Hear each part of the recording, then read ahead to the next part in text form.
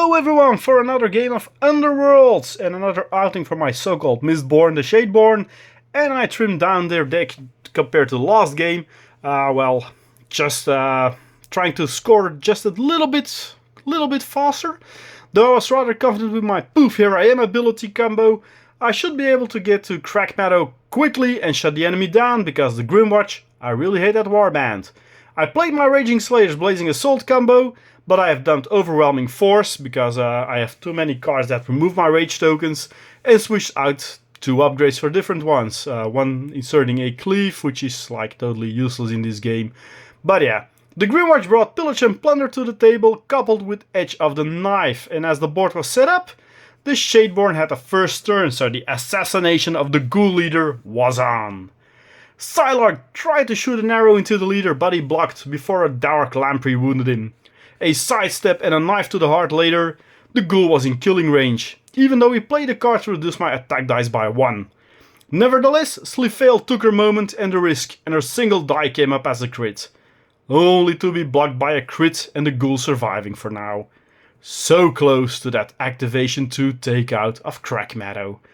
My opponent had already used this In the Name of the King to inspire Gristlewell, but opted to bring Crack Meadow to relative safety first. This opened the way for Drusilla to take out the 3 damage wielder Crazed Maniac. And as everyone started to gang up on Psylocke, they brought the crossbowman down to vulnerable status. The first round as such ended on a 4-4 score to each side, but if I could get the first turn, he was in a big heap of trouble. Which I dueled if, and Slifale killed off Crack Meadow, shutting down his resurrection powers before he could bring back any of his warriors, while Drusilla, who was positioned like that, should I not got on the first turn, she could still intercept and cut off Crack Meadow's head, and Valric, she was to the afterlife.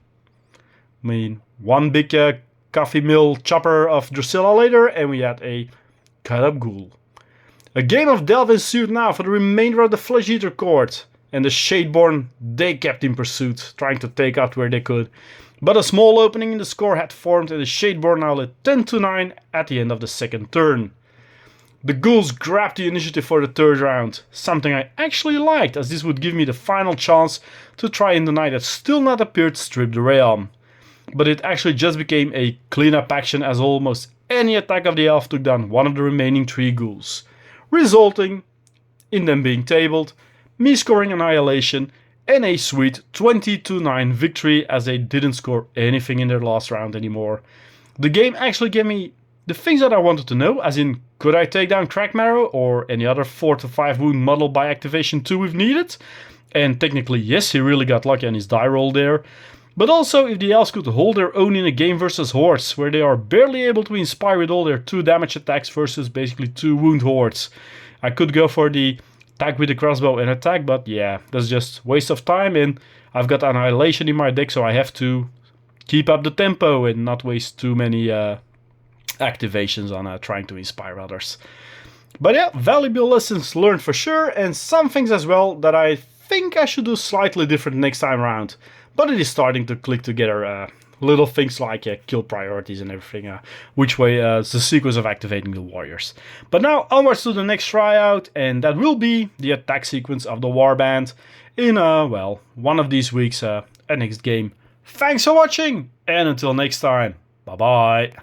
For watching this video, and if you want to support me, check out the link tree above for all my channels, so you can have a look there, or my affiliate links, so there's a little kickback to the channel for more content, and if you really like, you can always buy me a coffee. Thanks, and bye bye.